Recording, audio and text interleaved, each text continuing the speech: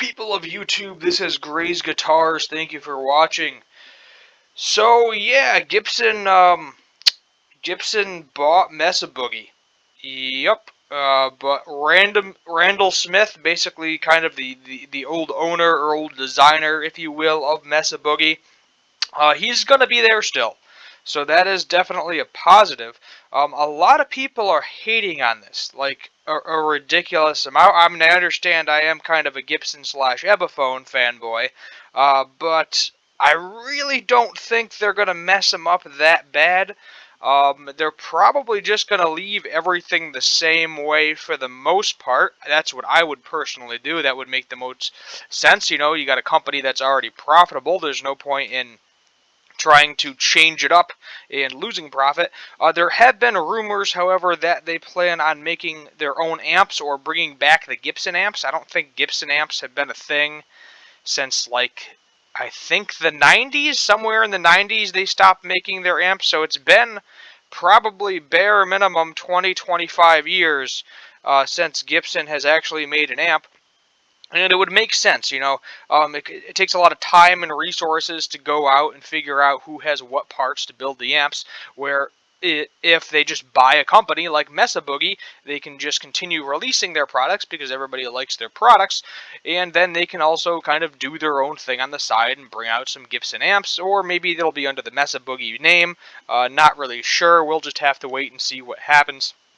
But expect there to be some sort of changes in the foreseeable future because inevitably it's going to happen.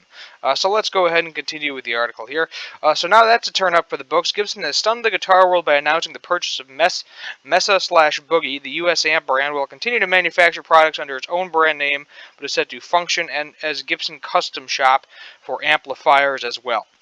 And if you're unfamiliar with Mesa Boogie, if you really want to pay a crap ton of money for an amp that isn't kind of like the stock, you know, black Tolex, Tortex, whatever you want to call it, you can basically pay double the price and get like fancy custom, amps similar to that Fender Custom Shop, where you can kind of design whatever you want. And it's for some people. That's not for me. I'm gonna buy the stock one. I'm not paying a crap ton of money to get some fancy flame maple cabinet or something along those lines. Mesa Boogie was founded 51 years ago by Randall Smith and went on worldwide to be famous, seen on stages and studios across the planet. Now Gibson has it. Blah blah blah blah blah. We're just going to continue through the article. Let's see what Gibson has to say about it. At Gibson, we are about leveraging our iconic past and leading into the innovative future. A quest started over 100 years ago with the founder, Orville Gibson, says James J.C. Curley, President CEO, and basically just some more general information. He's probably under a contract. 9 out of 10, Randall Smith, the guy that is like the master designer at Mesa Boogie. So he, or Mesa, whatever you want to call it, he is probably under a contract to stay there for a certain number of years. Because, I mean, look at the dude. No offense. He looks like he's a little bit up there in age. He looks like he's probably getting ready to get out of the business. He made his money, so he's going to kind of set up the steps for Gibson to buy them out and continue. What I like to do here, though, is I couldn't find the article on a couple of the Facebook pages I'm in because they blocked the comments because they were getting that bad. But let's take a look at Reddit, because Reddit doesn't block comments. So let's just read what some people on a Reddit think about this whole topic. So expensive amps are now going to be more expensive, and the same thing for 50 years. I honestly think that's pretty hilarious because Gibson really didn't do that much innovation for a very long time. Yes, they have the moderns now, and then when they tried to do stuff that was modern spec, they got yelled at for it. So they ended up going back to what they were.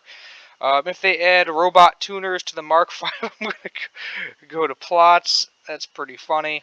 If there's anyone producing anything remotely similar to Mesa Boogie products, brace for the incoming cease and desist letters.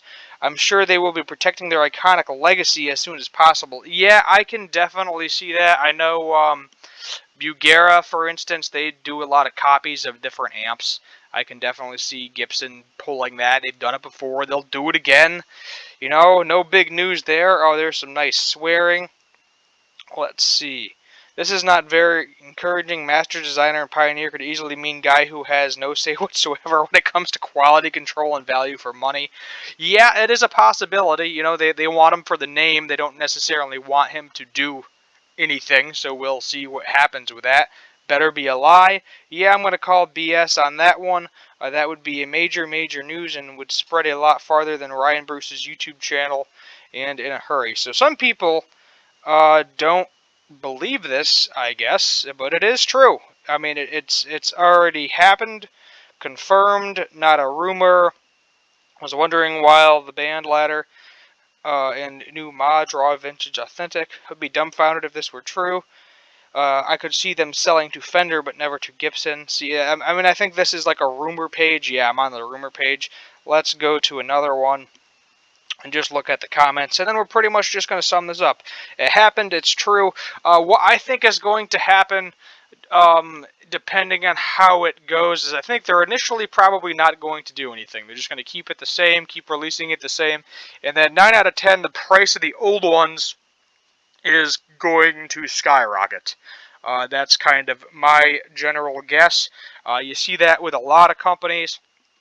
Somebody buys out somebody, they start making products, the quality control goes down the crapper, and everybody wants the old ones because those were the really good ones, and nobody wants the new ones because they all suck, and then they end up changing them back to the old way. I hope Gibson has learned their lesson, because I feel like they have kind of done that before. Firebird Zero, cough, cough, but we'll just have to wait and see there. Two companies making products I can't afford will become one company making products I can't afford. That is fair. Mesa Boogies are not cheap. Most of their stuff, just the heads, not even the cabinets, are you're pushing $1,000. I was looking at a 2x12. I think brand new they're $800, and I was like, welp, Harley betting maybe. Harley betting for those vintage 30s. I feel like boogies are about to get more expensive and yet cheaper at the same time. Yeah, no, I completely understand what they mean. But we'll pretty much all this is, we'll just have to wait and see. You know, I don't think Gibson is really going to mess it up that badly, but I mean, I've said that before, and look what happened. But you got a new CEO, new amp company. I'm looking forward to seeing some Gibson amps again that I won't be able to purchase or buy, but I'll go play them at a store. I do enjoy Mesa Boogie and Gibson both as companies. Play them both. Owned a couple of Gibsons right now. Cheaper ones. Don't own a Mesa. Maybe one day. Maybe one day I will get myself a dual rectifier or something. But we'll just have to wait and see. Thank you for watching. If you like this video, hit that subscribe button, turn on the notification bell, leave a like, comment down below what you'd like me to do for future guitar and music related videos. And as always, have a good one.